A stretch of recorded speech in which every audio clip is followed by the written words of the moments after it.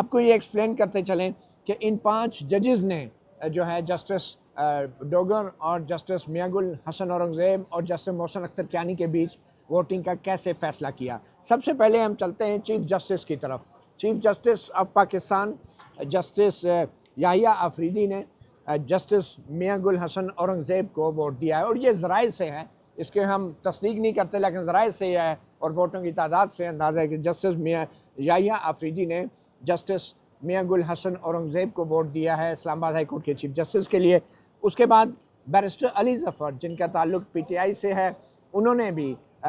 Justice میاں گل حسن اورنگزیب کو، اور بیرسٹر گور علی خان جسٹس میاں گل حسن اورنگزیب کو انہوں نے ووٹ دیا ہے۔ اسلام آباد ہائی ڈسٹرکٹ بار ایسوسی ایشن اسلام آباد کے ذوالفقار عباسی جو ہیں، انہوں نے بھی جسٹس میاں گل حسن اورنگزیب کو ووٹ دیا ہے، تو میاں گل حسن اورنگزیب کے کل 4 ووٹ بنے۔ اچھا، پھر جسٹس منصور علی شاہ اور جسٹس منیب اختر نے سینیارٹی کے ایک پرانا جو ان کا موقف تھا اس پہ قائم رہتے ہوئے جسٹس محسن اختر کیانی کو ووٹ دیا ہے۔ 2 ووٹ صرف پڑے ہیں جسٹس محسن اختر کیانی کو۔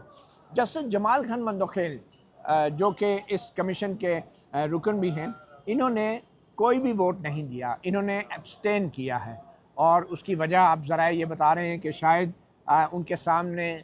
کوئی کیس ہے ایسا کہ جس کی وجہ سے وہ یہاں پہ اپنا ووٹ نہیں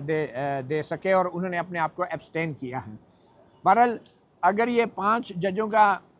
بات ہو رہی ہے تو جسٹس امین الدین خان نے جو ہے وہ جسٹس سرفراز ڈوگر کو ووٹ دیا ہے۔ تو سپریم کورٹ کے 5 ججوں کے بیچ بھی واضح تفریق تھی۔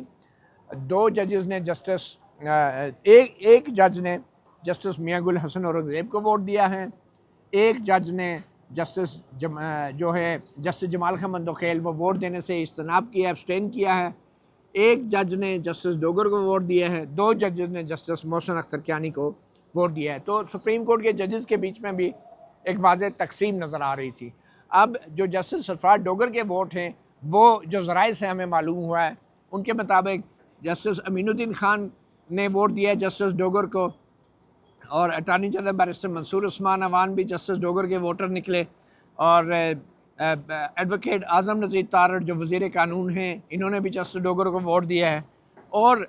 چودھری احسن بھون جو کہ پاکستان بار کونسل کے نامزد نمائندے ہیں جوڈیشل کمیشن میں، انہوں نے بھی جسٹس ڈوگر کو ووٹ دیا ہے، اور ان کے کیسز بھی جسٹس ڈوگر کے سامنے کافی لگتے رہتے ہیں۔ پھر